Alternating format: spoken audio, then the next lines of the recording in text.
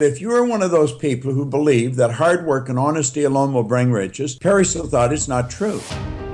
So you not only have to understand the laws, you've got to move in harmony with the laws. If unconsciously they still think money's bad, money's evil, or money's limited, you will veto the very intention you said you wanted. So when you look at your relationship to money, you have a conscious, meaning here's what I know about money, and then you have an unconscious, here's what's influencing me about money that I'm not even aware of. If you don't change your point of view about money, then you just change the circumstances you function with money. You still end up in the same place. You have to believe it first, and then you'll see it, because when you believe it first, you raise your frequency. But if you're in this gratitude mode, a good thing start to happen. Realize that you're the magnet.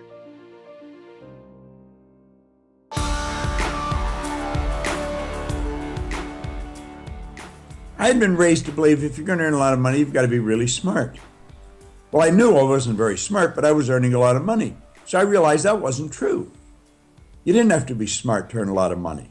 There's people who are functionally illiterate. They can neither read nor write and they're earning millions. But I was also raised to believe if you don't go to school, you can't win. I hadn't gone to school. I'd only gone to high school for 2 months. And we were taught if you don't go to school, you won't get a good job. I never only had a good job. I owned the company. So I thought that's not true. And so I was trying to figure out what happened to me. Yeah. And I couldn't find anybody that could tell me. And so I started to study. It took me 9.5 years. I was exhausting myself. You see, I thought the answer was if you want to earn money, I thought you have to work hard. Mm-hmm. But we're told if you work hard, keep your nose to the grindstone, good things will happen. Well, that's not true. He said riches, when they come in huge quantities, are never the result of hard work. Riches come, if they come at all, in response to definite demands based upon the application of definite principles and not by chance or luck. So if you study that, you've got to demand it of yourself.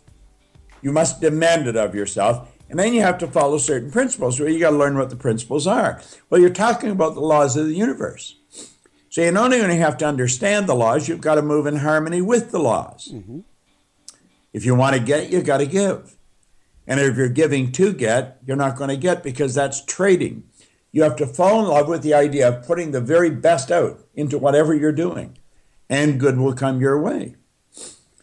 And that's what I started to do. So and it started to work. You passed out, from what I understand. Well, I thought the answer was clean more offices. You see, I didn't realize the answer was, to think. I had more offices to clean than I could clean. And so I actually passed out on the street because I was exhausted. And when I woke up, there was a crowd of people around me. There was police there and ambulance. And I finally talked them out of taking me to the hospital. And I got away by myself and I got thinking. And I realized I was on the wrong track. And I thought, this just isn't right. And it was like a little voice in my head said, if you can't clean all of them, don't clean any of them. And that just governed my thinking from then on. I got dressed up and I got other people cleaning offices. And in less than 5 years, I was cleaning offices in Toronto, Montreal, Boston, Cleveland, Atlanta, and London, England. And then in under 5 years, I went to $1 million. So what was the real shift in mindset for you there? Well, the real shift in mindset was get somebody else working, create multiple sources of income. Mm-hmm. And if you do that, you're going to start winning. And that's really what I started to do. But you see, I was living in England. I was earning over $1 million a year. I had money coming in from different cities, from people that I didn't even know, but they were working for the company that I owned. And I started to ask myself, what the heck happened? To be aware that you have a paradigm that's controlling you. Mm-hmm. The paradigm is a multitude of ideas in your subconscious mind. It's like a program in your subconscious mind that controls your behavior, which produces the results. And if you don't change the paradigm, the results that change are going to be temporary. That's why people lose tons in their lifetime that go on diets. They lose 10 pounds, gain 15. They lose 20, gain 25. Mm-hmm. And the paradigm keeps bringing them back to a particular point in life. Well, the paradigm is a program that controls our habitual behavior. And almost all of our behavior is habitual. You've got to take a look at the law of compensation. Mm-hmm. The law of compensation states the amount of money you earn is always going to be in direct ratio to the need for what you do, Yep. your ability to do it, Yep. and the difficulty there is in replacing you. The need for what you do. If the need for what you do is not great, there's all kinds of people who do what you do. Mm-hmm. The odds of earning a lot of money, even if you're good at it, is rather slim. If the need for what you do is great, number two is your ability to do it. I've become very good at it because I've spent over 50 years perfecting it, studying it, understanding it, acting on it. So I'm very difficult to replace, so my income goes up.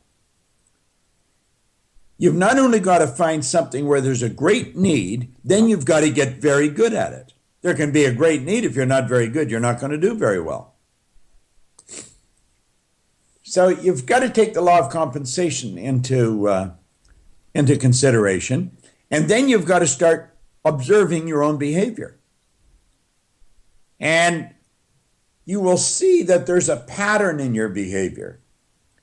And that pattern starts when you wake up in the morning. Mm-hmm. You probably wake up about the same time every day. If you sleep in, you always sleep in. If you're late, you're always late.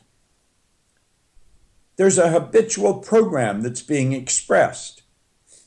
So you watch what you do, and there's a pattern there. These patterns that we're involved in, these behavioral patterns, are producing the results in our life. You need the discipline to form the new habits. Mm-hmm. And discipline is something that, again, most people don't understand. We're raised with discipline. We think discipline is generally a form of punishment in most people's mind. This discipline is really the ability to give ourselves a command and then follow it. When you say a person's disciplined, they're a disciplined individual.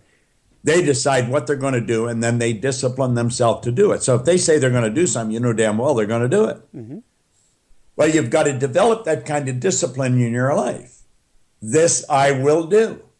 And that's what I teach them. They've got to tell themselves, I will be in front of a prospect before 9 a.m. every morning. And it's not an easy thing to do because their body was probably in the habit of clutching a coffee pot somewhere around 8 o'clock or 9 o'clock in the morning. And they had to stop doing that and start to do the new thing. See, when you go to make a new habit, you got to break an old habit. Nature abhors a vacuum. You got to create a space for the good that you desire. We've got to understand that there's a power flowing into our consciousness. When it flows into our consciousness, we think. And the thoughts we think, then we internalize. That energy that's flowing into your consciousness is neither positive or negative. It just is. Mm-hmm. You make it what it is. And as you internalize it, that dictates what vibration you're going to be in. It controls how you feel. Feeling is conscious awareness of vibration. The vibration that you move into dictates what you're going to attract. It's the thoughts internalized that dictate the frequency you're on. Now, if you're thinking, the money's just not coming in, what am I doing wrong? You're thinking, I'm doing something wrong. The money's not coming in. That's like saying, don't let the money come in. I keep repeating, I am so happy and grateful now that money comes to me in increasing quantities through multiple sources on a continuous basis. And it does. Money is never the problem. You are. It's your point of view. Your point of view is what creates the reality, not money. People always have this point of view. Well, when I win the lottery, everything will be great. Well, they've done, television programs on these people that won the lottery, and within 5 years, they're back in the same financial condition, just with, higher debt ratios and all that kind of stuff. If you don't change your point of view about money, then you just change the circumstances you function with money. You still end up in the same place. So you got to change your point of view about money. What is money to you is one of the things I always ask people. What is money to you? And they'll say things like freedom. I said, really? So you can't get out of bed if you don't have money? No, I can get out of bed. Well, is that freedom, the ability to get out of bed? Well, what do you mean? I said, Freedom is the ability to choose, not the ability to have. And it's like we've got to recognize that the one thing that we have is free will. This is a free will universe. We have choice always. And people don't function as though they have choice. They function as they have no choice, which is the thing that creates the no choice universe with money. Because once you decide you can't change something, guess what? You can't. You know, if you think you can't change it, you can't change it. So it's like you have choice. It's the one thing we all have. I went to Debtors Anonymous, okay? And Debtors Anonymous it's good if you have a lot of debt. It's good if you have this point of view that I had. And what I became aware of is that I was a self-debtor. I was the last one who would receive on the list of receiving. So I would, it's like I didn't go to a dentist for 25 years so that I could take my kids to the dentist. And it's like they got their teeth fixed, but I didn't get my teeth fixed. I was always the last on my list of who got to receive anything. And when you have yourself as the last on the list of who to receive, it's like it makes it really hard for you to create wealth. And I read Richest Man in Babylon. Mm-hmm. Oh, yeah, 10%. Yeah, and it's like, but they talked about tithing 10% to the church, 10% to this, 10% to this, 10% to this. So it was 40% of your money was going to somebody else. And it's like, I couldn't afford to put 40% of my money away. I didn't have enough to eat. Mm-hmm. So I started with putting 10% away for me, tithing, and I called it tithing to the church of me. And I still call it that because you have to look at, it's like, who's the head of your religion? You or somebody else. It's like if you're giving that 10% to a religion, you're giving it to the preacher, basically is using it to support himself. So I went, okay, I got to tithe to the church of me. So I started putting the 10% away to the church of me. One of the things I realized in working with people with money issues is that if they have the point of view that they've got to pay all their bills first, mm-hmm. then what happens is they never give anything to them. They give everything to their bills. And within 6 months, they have more bills, not more money. You want to change the money flow. You change the money flow by being willing to say, I count, and I want to be in on the money end of this thing. And when I started putting the 10% away, within 6 months, my whole financial reality had changed. And my caring for myself, which had always been there, mm-hmm. but I thought I was last on the list, started to eke up and change dynamically. And what you call self-love became evident that I did like myself. Not, because when you have this place where you don't take money for you too, it's like you end up coming away from this point of view that somehow you don't deserve, you don't desire, and you don't require. But we all deserve, desire, and require. Because the word want, if you look it up in a dictionary, mm-hmm. an old dictionary prior to 1946, there were 26 definitions of want, meaning to lack. So every time you say I want, you're saying I lack, which is exactly what shows up. One of the things I ask people to do is say, I don't want money.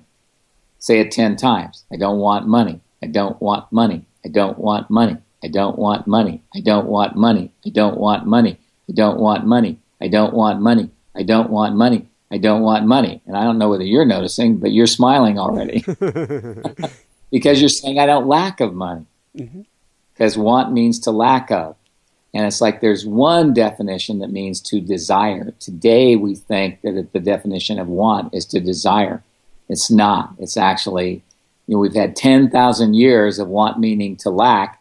You really think by changing it in the dictionary it's changed everything that we've done for the last 10,000 years? I don't think so. In the metaphysical community, they talk about manifest. Mm-hmm. And manifestation actually, if you look it up in an old dictionary, means how it shows up, not that it shows up. If you really want something to show up, you have to actualize it. And that's a little different, terminology, but it's also different in what the energy you're putting out. So it's like, what would it take for this to show up in my life? Okay? And it's like when you ask that question, you actually are asking the universe to give you information and awareness. And the universe desires to give us lots of information, and we just go, no, that doesn't fit my desire. That doesn't fit what I decided. Okay, well, this is a really important question to, bring into your, it's like into your repertoire, because one of the things I notice is when somebody tries to do something and it doesn't work, they go, "What's wrong with me? What's wrong with this that it's not working?" Mm-hmm. Well, it's like if you're looking for what's wrong, the only thing you can see is what's wrong. What's right about it might be a whole different thing. The thing is that if you go, "Oh, this is exactly what I want," mm-hmm. It's exactly what I lack, then are you creating abundance in your life? Are you creating possibility? One of the things I always ask people to do is like, do you breathe? Do you deserve the air you breathe, or do you just breathe it anyway? You breathe it anyway. You breathe it because you can. What if money was the same? What if you could breathe money in the way you breathe air in? And I believe you can. Do you ever go out in the sunlight? I love the sunlight. Yeah, that's receiving. What if everything in life was as easy as that? We think that we have to do to get, and that's not receiving. We have to be to receive, and we have to be willing to be the gift that we are in order to receive all the gifts we have. I'd spent 40 years very identified as a broke person, very committed to my story that I couldn't afford it, that I didn't know how to make money, that money somehow wasn't there for me. I could see, how it was available to other people, but for some reason I felt like it just wasn't available to me. That I sucked at making it. I just had a very long litany of things. And so because those were my beliefs, I spent 40 years proving myself correct. And then I just, slowly, there wasn't some big epiphany. I didn't almost get hit by a car and wake up and be like, I'm going to change my life. I just got really freaking sick of choosing things off the menu by their price as opposed to whether or not I wanted to eat it or not, making all of my decisions based on the cost of things. And I think this is such an interesting thing. So many people who are in struggle around money, who don't want to make money the central focus of their lives, you end up making it totally the central focus because when you're broke, every decision you make is based on how much it costs. Once you start making money, you don't really think about it that much. So that's sort of one of the many cosmic jokes on us. And so when you obsess about and focus on anything, you create more of it. So that got old, and I was getting old. And I was like, all right, I got to change this up soon or I'm going to die in this garage.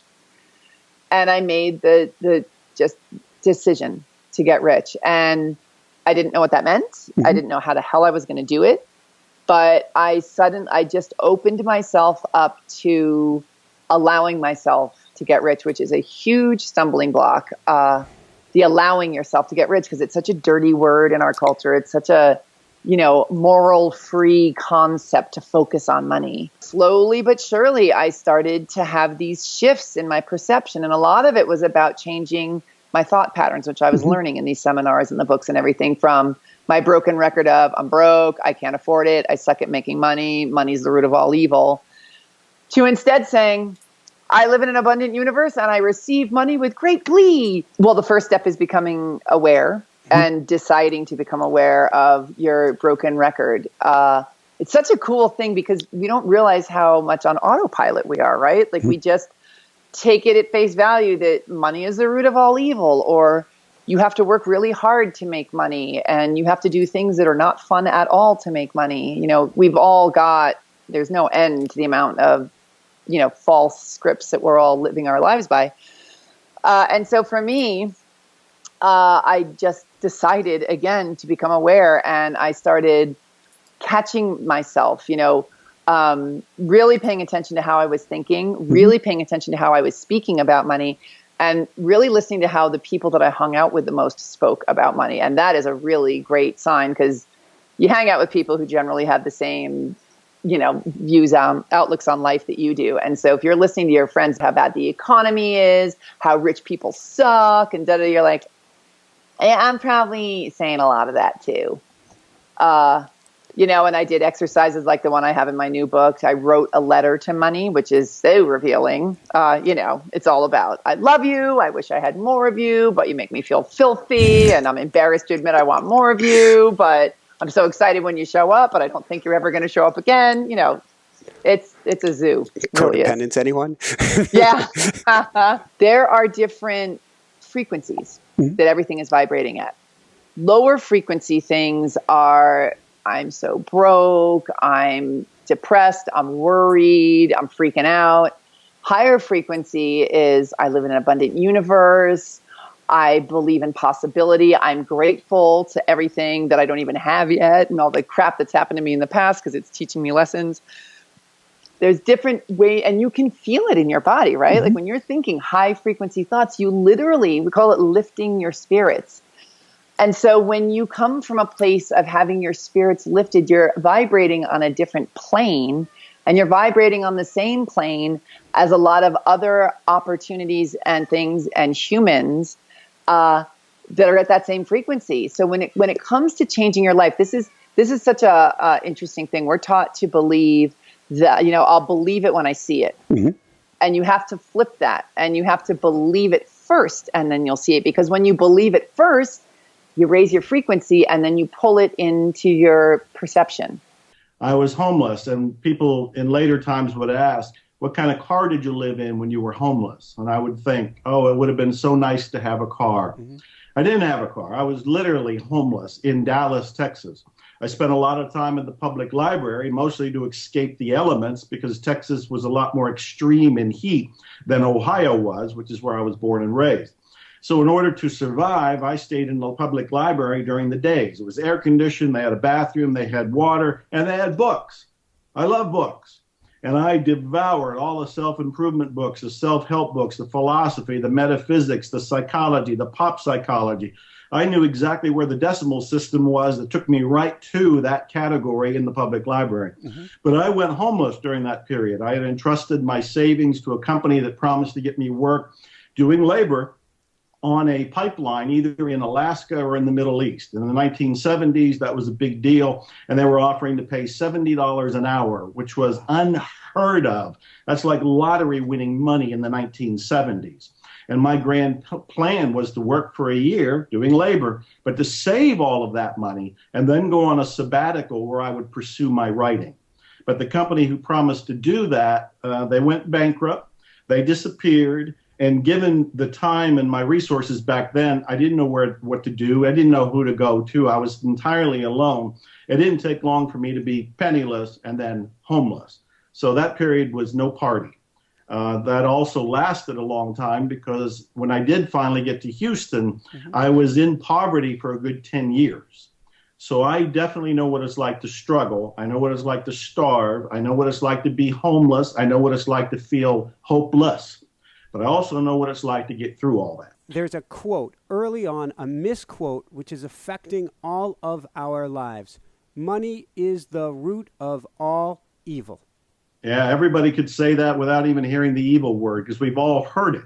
And so it's in the collective unconscious that the root of cause of problems is evil. But the reality is that's a fragment of a longer sentence that's from biblical literature. And because it's considered to be thousands of years old, we don't even really know what we said. It's been translated, it's been passed down, retranslated, passed around as a fragment. And so we're confused about what's really said. But even the longer statement will help a little bit, because the longer one says, it's the love of money that is the root of all evil. Now, that doesn't sound all that much better until you realize that what I'm calling the awakened millionaire and the healthy, well-adjusted people who have a great relationship with money, they're not in love with money. This is so important to get. They're not in love with money. They appreciate money. They use money. They leverage money. They welcome money, but they're not in love with money. Well, when you realize that if you're not in love with money, then you've just made peace with that whole statement. If the love of money is the root of all evil and you're not in love with money, you're not playing in that field anymore. You've already reduced that to nothingness. You see, I'm trying to do my best to reframe money with people. And one of my favorite quotes is from Arnold Patton, who's another great spiritual teacher who influenced me decades ago. And he said, the sole purpose of money is to express appreciation. The sole purpose of money is to express appreciation. When I first heard that, I thought, there's probably an exception or two. But I couldn't think of one. Mm-hmm. I thought, when I write my phone bill, I'm grateful to have a phone. When I write my internet bill, I'm grateful to have the internet. When I pay the mortgage or groceries or anything, I'm grateful. So the sole purpose of money is to express appreciation. This is so dramatically different than money's the root of all evil. because what I'm really talking about here is merging spirituality with the material. I don't come from the standpoint that they're separate. The spiritual and the material are two sides of the same coin. You're looking at the physical me, but there's the spiritual me within here. And so I want to live from my spiritual calling, from my soul purpose, from my life mission. If I lead from my soul purpose and I'm at peace with money, I know that it's not evil. I know that it's actually good. It's a tool that I can use to serve my life purpose. Then soul plus money will equal more soul plus more money. Which means if I'm following my life path and I'm okay with money, money is going to come in to support my life path. As I continue doing it, I will be able to enlarge the scope of my life paths, my soul's mission.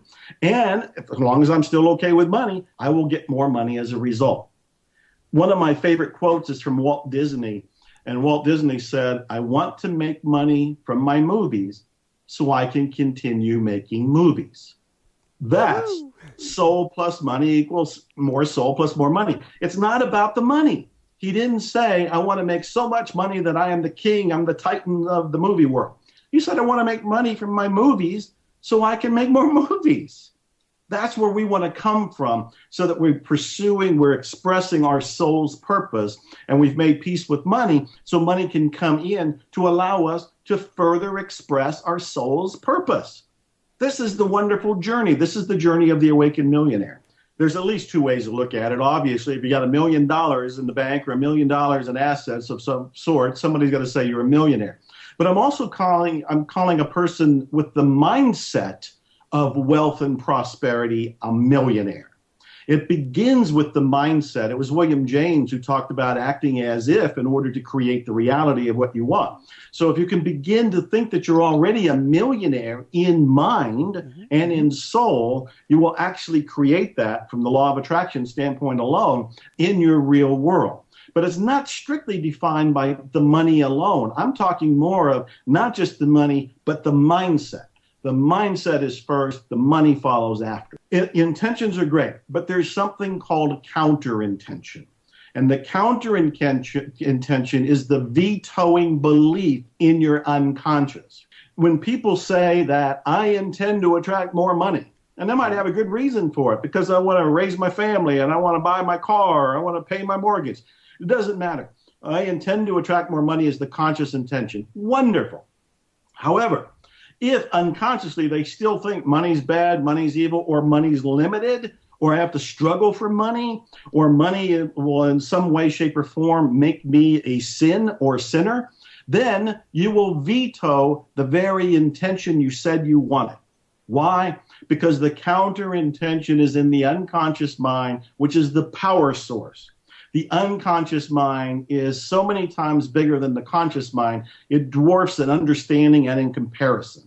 So consciously we say, hey, I want to go and do this. That's really nice. But if unconsciously you have beliefs that are opposite of that, those are called counter intentions, and they will stop you or stall you or slow you down until you question them, remove them, delete them, erase them, and are free from them. Happy money is money that makes you smile when you receive it and gives you joy when you spend it. Just imagine like a 10-year-old boy buys a rose for his Mother's Day with his allowance and give it to his mom and say, "Mom, thank you so much. I love you." That is happy money. And all the money that we donate to the charity or the people who lost their homes. And I really appreciate American people for sending us a lot of money and a lot of mineral water and food after the earthquake about 8 years ago. We were so touched by the generosity of Americans. You know, they were the first to arrive to the earthquake place, and then they helped us so much. So that is happy money too. So all the money spent and dealt with love, friendship, and care, that's happy money. You know it, because when you receive happy money, that touches your heart and says, thank you. So it could be a grandparents giving you money, or your friend, or a stranger.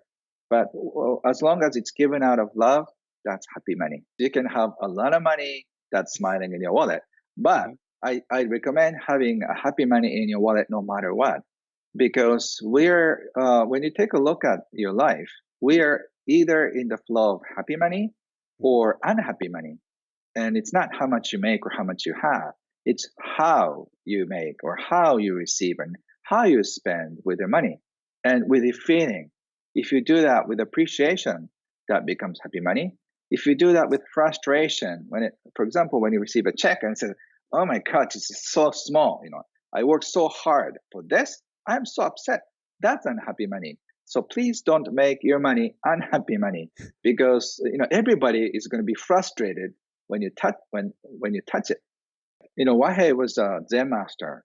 So even though he is the wealthiest man, he said very interesting thing. I asked him, what is the secret to wealth? And he said, when the money comes in, you just say, "Arigato, your money." And when you let it go, also, "Arigato, your money." By doing that, you start this cycle of appreciation and gratitude about money. And if you start appreciating about your money, you automatically start appreciating about your life. And Wahei said, human mind cannot worry and appreciate at the same time. So if you worry all the time, you cannot appreciate. And if you appreciate, you cannot worry at the same time. And if you say "arigato, arigato," or thank you, or "shei or "danke," whatever the language you want to use, it's the same thing. It's just energy. So once you're in this flow of happy gratitude state, you cannot worry. So I just hope you practice it from today. It doesn't cost you anything. Just say thank you or "arigato," the money when it comes in. And then when you spend it, say "arigato, see you later," come back with your friends. That's more fun. Money is a game. And the funny thing is, it's not going to end. Wahei always talked to me about be careful. Money, you have to be careful with the money. Otherwise, even though you're successful in your 40s, you could lose everything in your 50s. And even though you're creative in your 60s, you could end up on the street on 70s, because money is a game that never ends. So it's like a baseball. Even if you're winning on the 5th or the 6th, you have to know until the game ends. You never know what happens. So you could lose everything later on.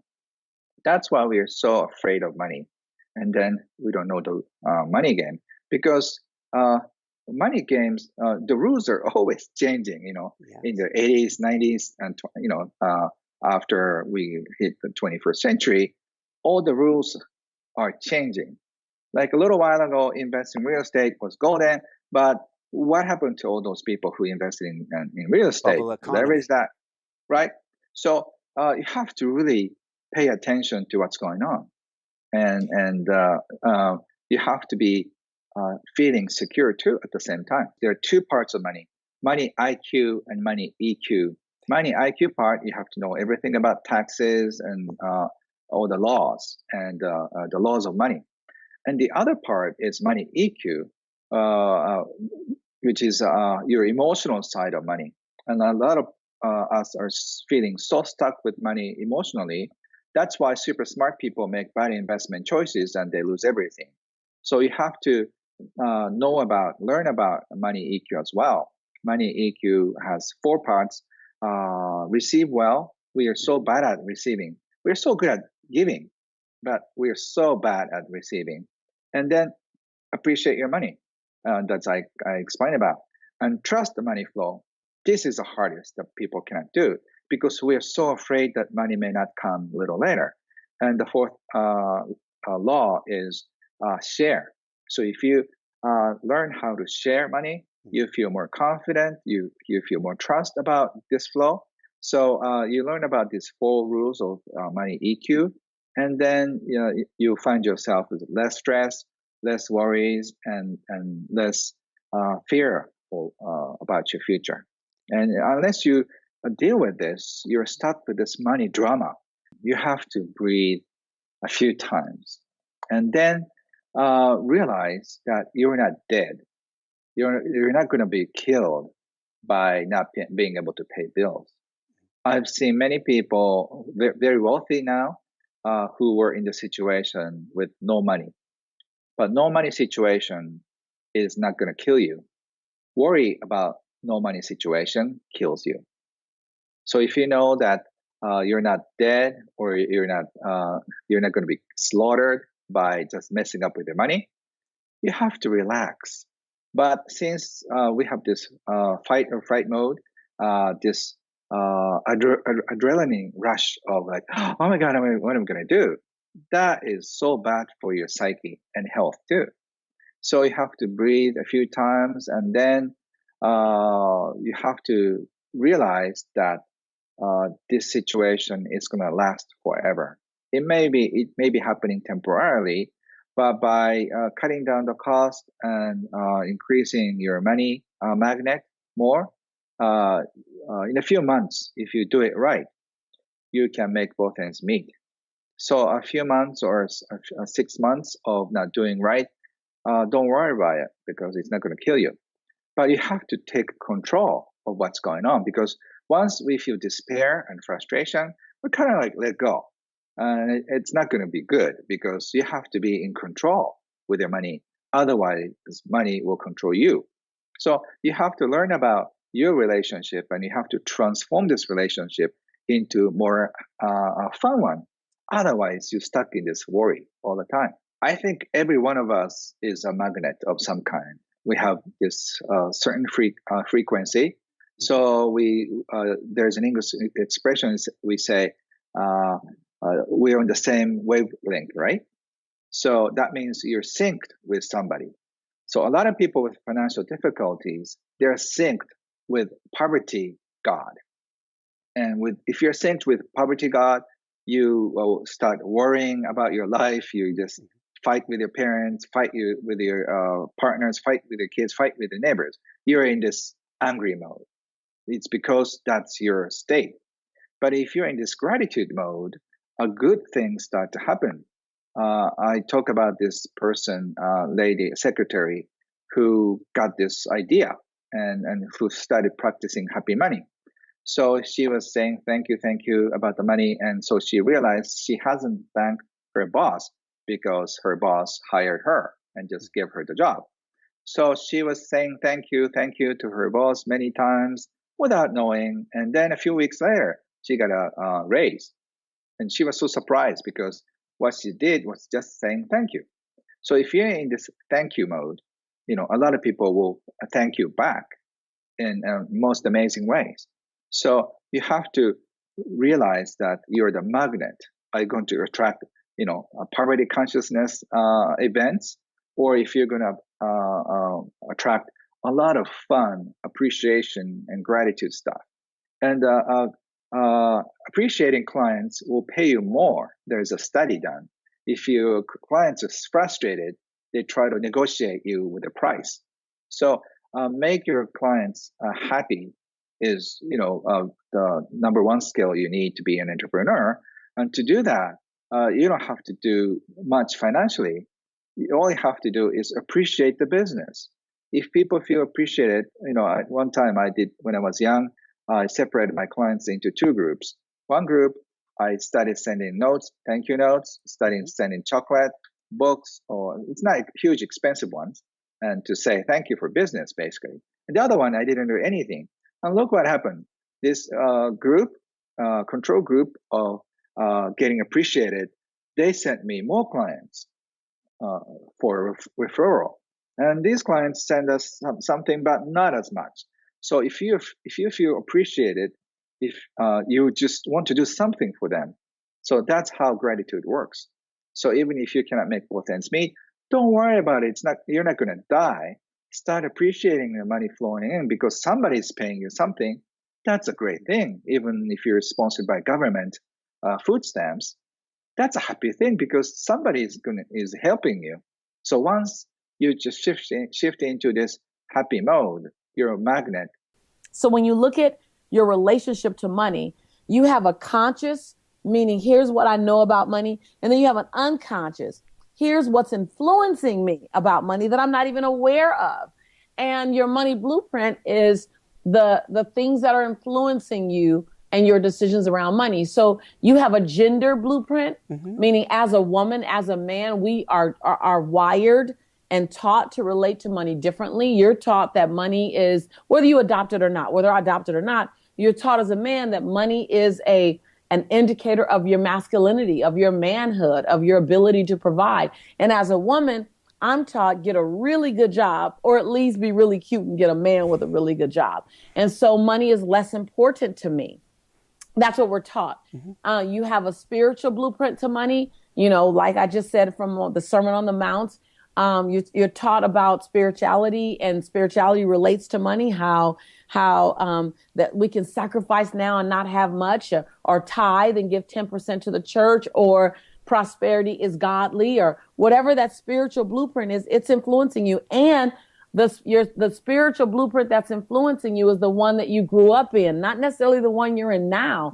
It's the one you grew up hearing, even if you're no longer in that religion. We have an economic blueprint, meaning the way that money was managed in your home, the way that you related to money, you saw your parents relate to money in your home, that's had an influence on you. So if money was divisive in your home, your relationship to money is that it could be divisive. So you negate it. I don't want a lot of money. I don't need a lot of money. Money is distracting. Well, you go back and look at how money was managed in your household. You may see that money was divisive. Or if the pursuit of money took your parents away from you all the time, then you have a fear that success and financial success might interrupt your relationship with your family or your loved ones. So there's an economic relationship to money. It's to the point that to recognize that your past conversation and experiences around money, lack thereof, abundance of, if money was the thing that your father or your mother used to manipulate, then you probably have an adverse relationship to a lot of money, or using money as a form of gifting. Yeah. So just looking at your relationship to money, not just in your now moment, but actually going back there and going, how have you influenced my now? And then adopting and taking on what works for you today, but releasing, Michael, what should have been left in 2008, to go, wait a minute, I am good enough for abundance. Wait a minute. I can make over 6 figures a year and be okay and still be nice. Wait a minute. I can be a millionaire and godly. Wait a minute. To challenge your financial blueprint to say, do I still need that way of thinking? Or have I outgrown that way of thinking? Or even bigger than that, is that way of thinking limiting my financial and my abundant success, or my spiritual success, or my relationship success? Because there's also some things outside of money, some old ways of thinking that you've outgrown, such as I can't trust anyone. No, that's not the truth. You just maybe shouldn't have trusted that person, but that doesn't mean that the next person. So the same blueprints for money, you can begin to challenge your mindset and your thinking around relationships as well, health as well. So, but I love the money blueprint. So recognize that your life is your mental conversation unfolding in front of you. So when you think a new thought, and then dare to claim that new thought, meaning to speak it, then you literally are placing an order to the universe. You literally are adding momentum to that thing that you call your truth because of what you said. So the statement I am is very powerful because the unconscious mind cannot determine if whatever comes after I am, the unconscious mind only sees it as true. So you can use your mind to either drive you forward or to keep you back. You literally, and when you get how much control you have over who you're being and what you're doing and how you're showing up, because most people are walking through life feeling like they're not in control of their lives. Well, listen, when you make the statement, I am, your mind goes, true. Whatever you're saying, I am dumb, true. I am brilliant, true. I am invincible and I can overcome every single one of these. True. Woo. And so, right, like true. So whatever you say to be true about yourself is actually true about yourself. And your body and your habits will begin to work in alignment with your declaration. So keep declaring when you're going through something, I am through this powerfully. I am through this with grace and ease. I am through this with mightiness. When you want to be loved, I am lovable. I am embraceable. I am long-term relationship material. Spend today committed to letting your light shine as brightly as it possibly can. Like, don't dim your light for anyone. Don't dim your light based on past experiences. Don't dim your light worried what other people might think about you. Spend today. You only get one day to let your light shine brightly. You see how this light is getting brighter? Like, this is that one day that you have to let your light shine brightly so that someone who might be sitting in their darkness is a little more illuminated because you have the courage to let your light shine a little more brightly. And so I want to challenge you to what can you do today to forgive sooner, quicker, faster, to love more freely, to show more compassion, to be more grateful, to touch someone who you know needs to hear the words, I love you, I appreciate you. That allows your light to shine. And when you let your light shine, you liberate us, you inspire us, you encourage us to let our light shine brightly as well. I'm a little girl from South Central Los Angeles that many people, including myself on some days, would have never thought that I could be the woman that I am today. But every day I turn my dial up just a little bit more and just a little bit more. So I invite you, my sister, my brother, to today turn your dial up just a little bit more. After all, your light isn't for you. Your light's more for us. Your light will save us. Your light will inspire us. I'm your sister in prosperity and in possibility, and I believe in you. I appreciate you, and I honor you. Lisa, you are amazing.